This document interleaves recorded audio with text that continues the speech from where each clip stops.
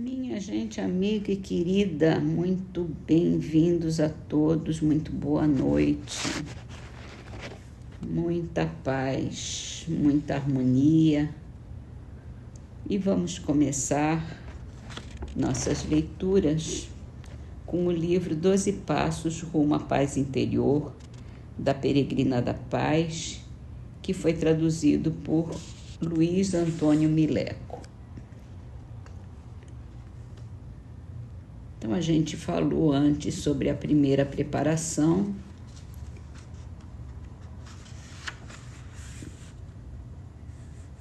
que é a atitude correta em relação à vida, e agora vamos para a segunda preparação, que se relaciona a colocarmos nossa vida em harmonia com as leis que governam o universo.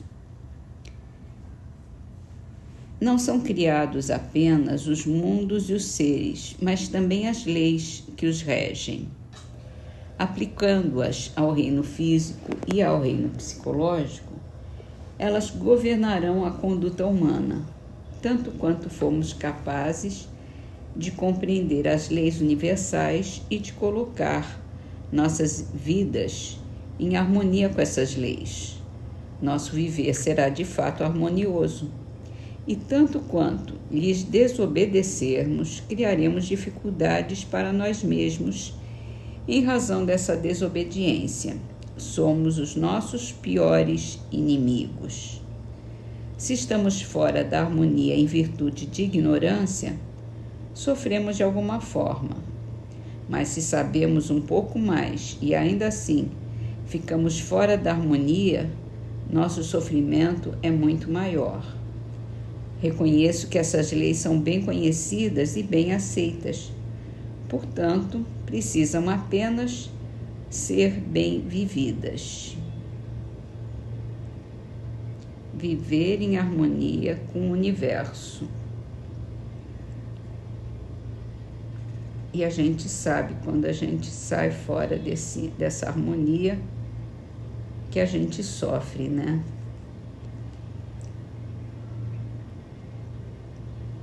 Precisamos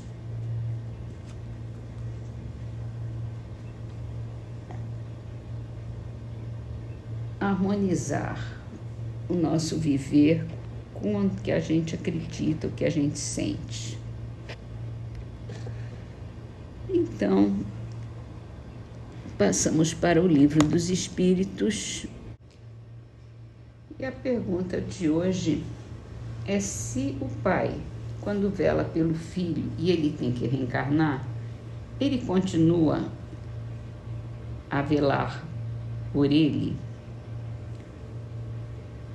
Isso é mais difícil, mas, de certo modo, ele o faz quando pede, num instante de desprendimento, para um espírito simpático que o assista nessa missão.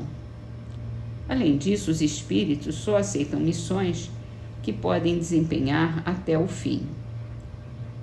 Encarnado, principalmente em um mundo onde a existência é material, o espírito se acha muito sujeito ao corpo para poder se dedicar inteiramente a um outro espírito, quer dizer, para poder assisti-lo pessoalmente. Tanto assim que os que ainda não se elevaram bastante também são assistidos por outros que lhe estão acima, de tal sorte que, se por qualquer circunstância um vem a faltar, outro supre a sua falta.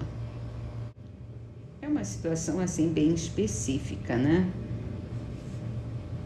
Mas a gente tem que lembrar que todos nós estamos num momento de necessidade de reencarnação, então não deve ser tão fora do normal que aquele espírito protetor precise reencarnar e ele passa a bola para o outro. Não vai poder continuar fazendo essa assistência, essa proteção, porque não vai poder, não vai estar mas tão próximo, se ele renascer no mesmo meio familiar, ele vai proteger de uma outra forma, não mais como um espírito protetor. E aí um outro espírito vai assumir esse papel. E ele ainda reforça essa ideia de que nós somos amparados uns aos outros. Os próprios espíritos protetores têm amparo de espíritos superiores, têm a proteção dos espíritos superiores, que podem também intervir se for necessário. Vamos então para a Gênese. E a gente aqui começa um novo item. A gente está falando dos fluidos e agora vai falar da ação dos espíritos sobre os fluidos, criações fluídicas, fotografia do pensamento. Os fluidos espirituais que constituem um dos estados do fluido cósmico universal são, a bem dizer, a atmosfera dos seres espirituais, o elemento de onde eles tiram os materiais sobre que operam, o meio onde ocorrem os fenômenos especiais perceptíveis à visão e à audição do espírito, mas que escapam aos sentidos carnais impressionáveis, somente pela matéria tangível, o meio onde se forma a luz peculiar ao mundo espiritual, diferente pela causa e pelos efeitos da luz ordinária. Finalmente, o veículo do pensamento, como o ar, é o do som. Os espíritos atuam sobre os fluidos espirituais, não manipulando-os como os homens manipulam os gases, mas empregando o pensamento e a vontade.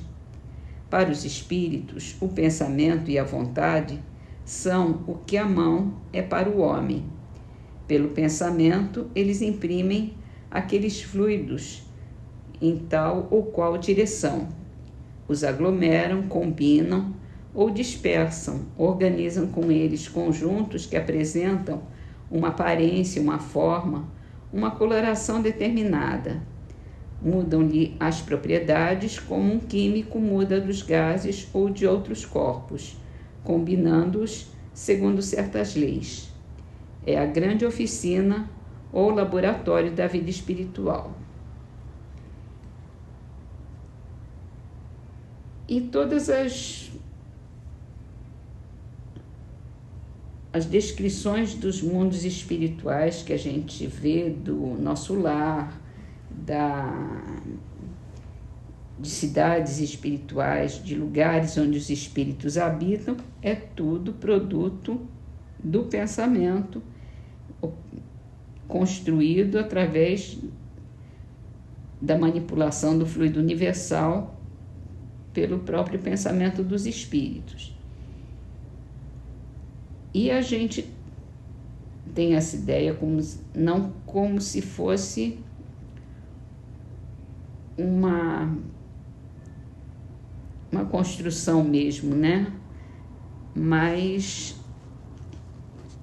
eu estava vendo uma descrição de um livro de Ivone Pereira, uma grande médium,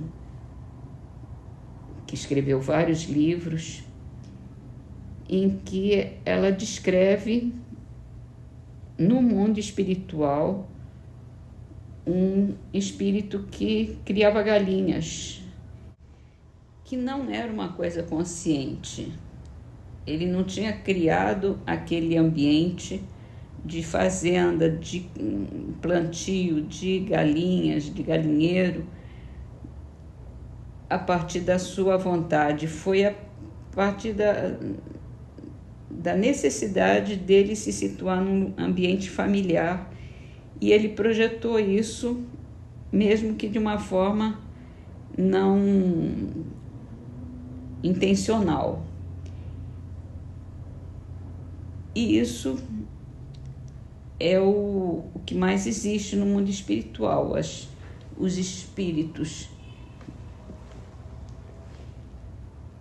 atrasados, ignorantes ou os espíritos adiantados, superiores, são capazes de manipular esse fluido cósmico universal, esse fluido espiritual, para formar o que eles querem, para fazer a própria roupa, para fazer a casa onde eles vivem, para construir, entre aspas, uma cidade espiritual. É isso, muito interessante, né? Então vamos terminar as nossas leituras de hoje com uma trovinha de Alta de Souza do livro Orvalho de Luz, psicografado por Chico Xavier. Caridade, onde estiveres, lenindo as dores de alguém, onde sirvas, onde fales, Jesus estará também.